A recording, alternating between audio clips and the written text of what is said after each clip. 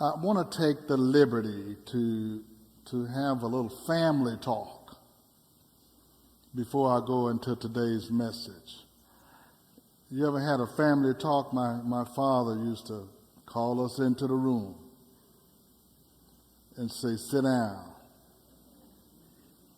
and pay close attention because I want to have a talk with y'all. So I'm going to do some family talk.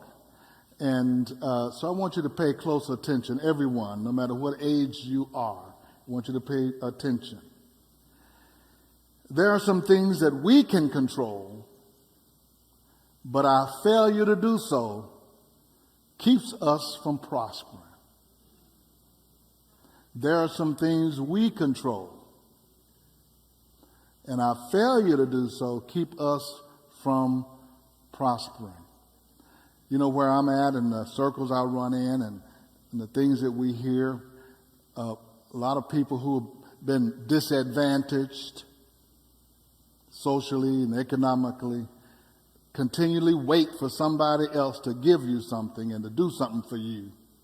And we complain about being mistreated, prejudice, racism, and all that stuff like that. So I told somebody, until I do everything I can do to make it better for me, I ain't asking nobody else to do nothing.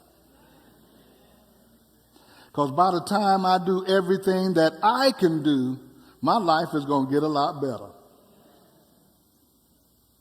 And I'm telling you today, there are some things that you can do that's going to make your life better and is going to make it better for your family members and your offspring. We just got through singing about the next generation. Everybody, yeah, next generation. Well, we have been notoriously feeble in preparing for the next generation in our culture. The lack of discipline in financial matters keep many of us in crisis with little or no money to see us through the tough times. I was just looking at some statistics just this week.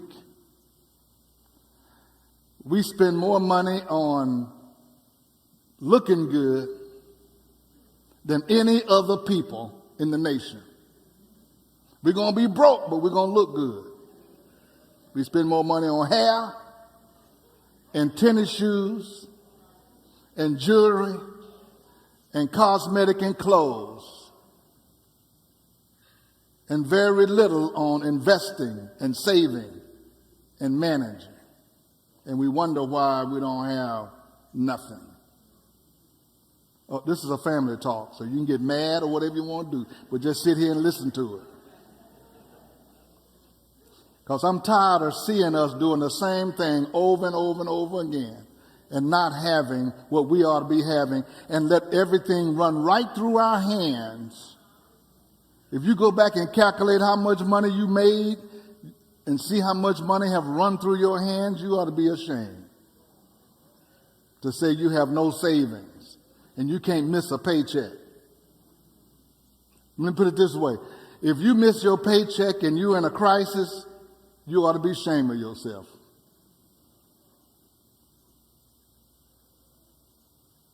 You've been working for years and you don't have enough money to take you through a paycheck, miss.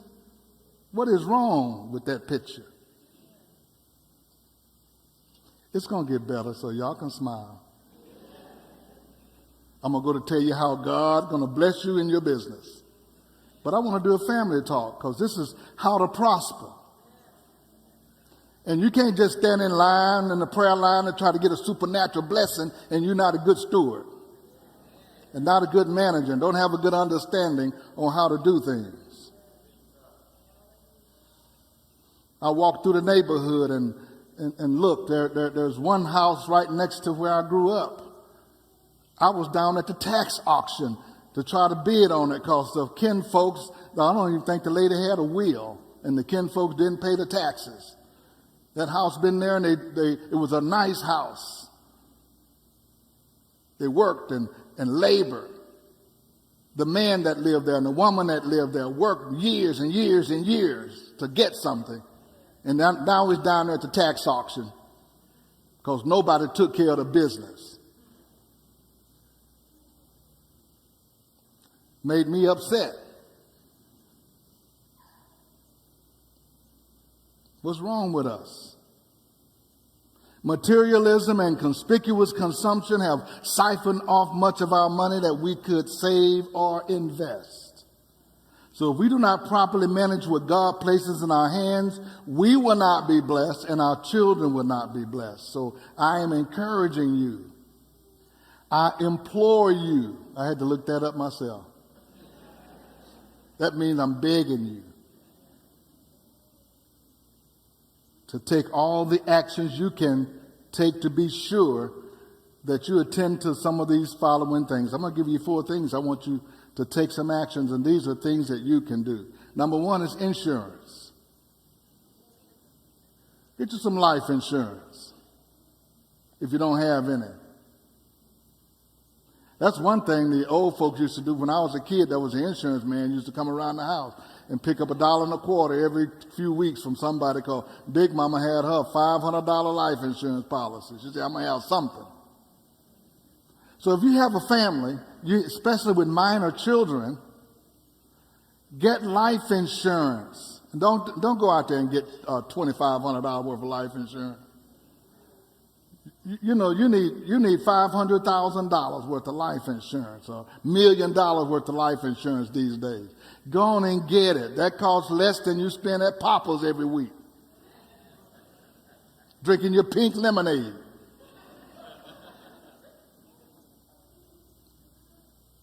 Get life insurance to take care of your family. If something happened to you, something is going to happen to you.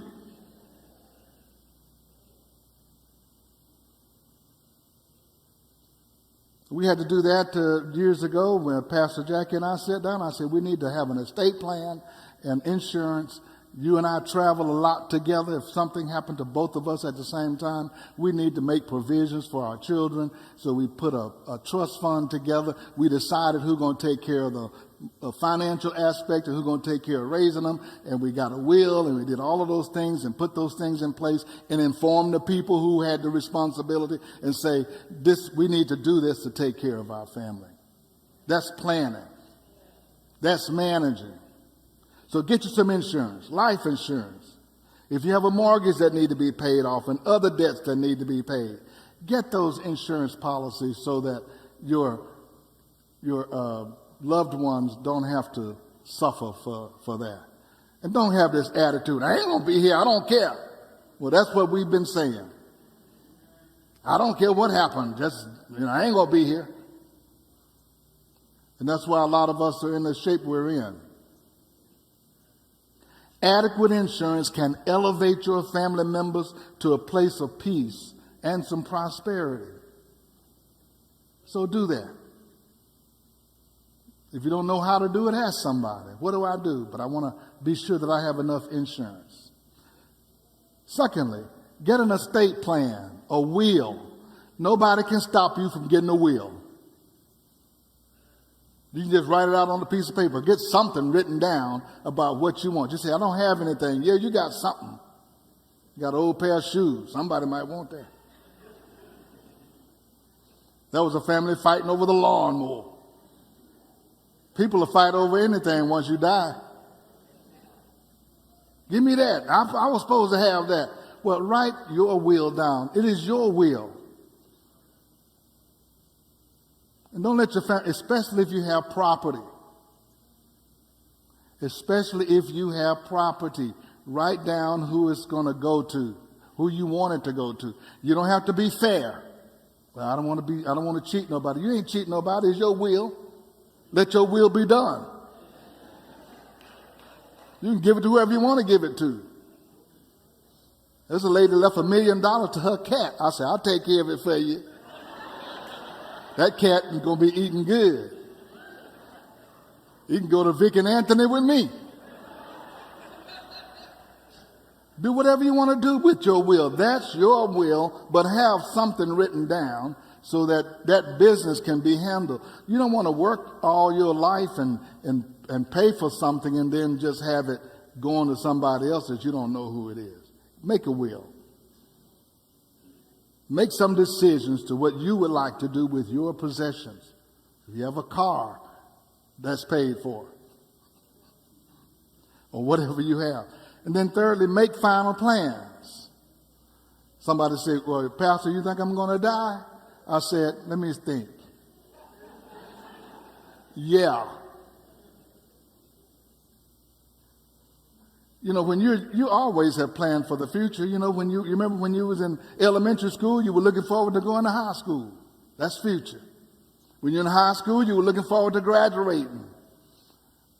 And some of you were looking forward to getting married. And then once we get a certain age, we stop looking forward to the future in our planning process. We think we're not going to pass away. We don't make any plans. We don't make any announcements. We don't have anything prepared for people to manage us. Take care of that business. Write them out. Tell them what kind of funeral you want. Tell them what your favorite color is. Don't have your kin folks fighting at the funeral home. And they'll do that too. Make your own preparations. And we showed you the Light of the World Memorial Garden. I showed that so I can remind you. That's our preparation. One of the things as a pastor, I said, we have congregation, and I know one thing we're going to be doing at the church, we're going to have some funerals. So why not plan? And we went out and we bought a section of a cemetery. The cemetery owner said, no one else has ever done that. Funeral home said, we've never seen a church do this. We've never seen this done. That's our section. We own it for our congregation and for our members. So you can come and see me before the price go up on the plots.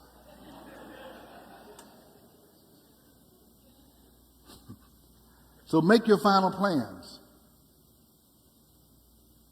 Research, investigate, hire professional people. If you don't know what to do, hire somebody.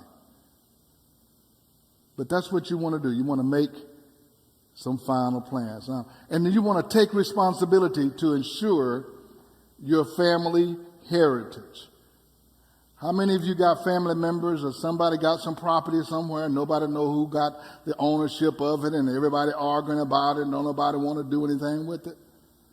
Well, jump in there and start doing something with it.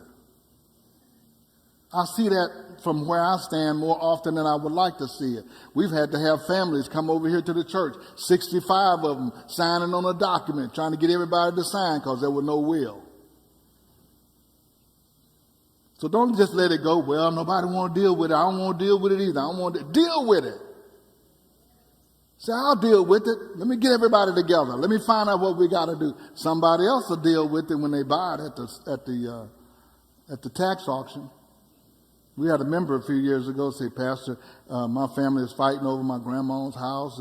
It's nobody want to pay the taxes. Nobody want to do anything. I'm trying to get it. They won't let me get it. They won't want to do anything. I said, I'll tell you what you do. Save your money. Don't pay the taxes on it if you're not the owner.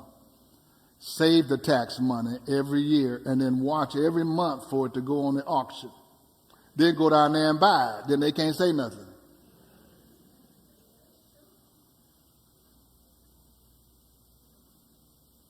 I bought some property in a tax auction. I wasn't planning on buying it. I was just standing out there looking. And I saw these foreigners from a foreign country buying property in our neighborhood. I said, I ain't going to let him buy that for $400 a lot.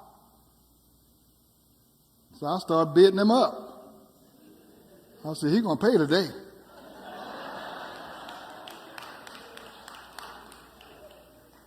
He got to $2,900. I said, $3,000. I said, when he go over there, he going to have to pay. I'm out. And he got out. The man said, sold, pointing at me. I'm like, what? I wasn't planning on buying no property.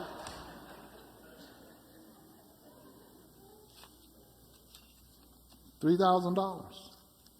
The last appraisal on that piece of property, vacant lot, was $30-something thousand last year. I'm like, well, praise the Lord. Hallelujah.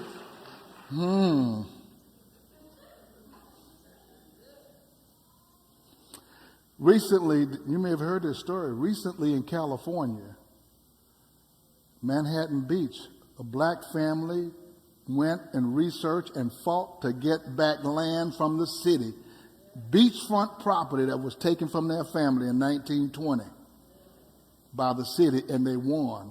And the city had to either restore that or reimburse them of millions and millions of dollars.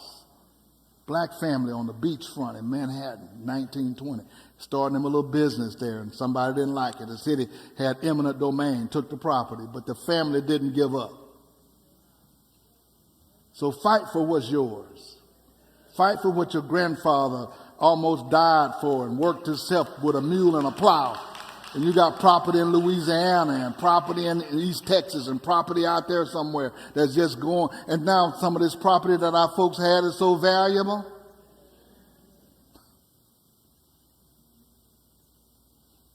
There were a lot of black families living in Sugar Land.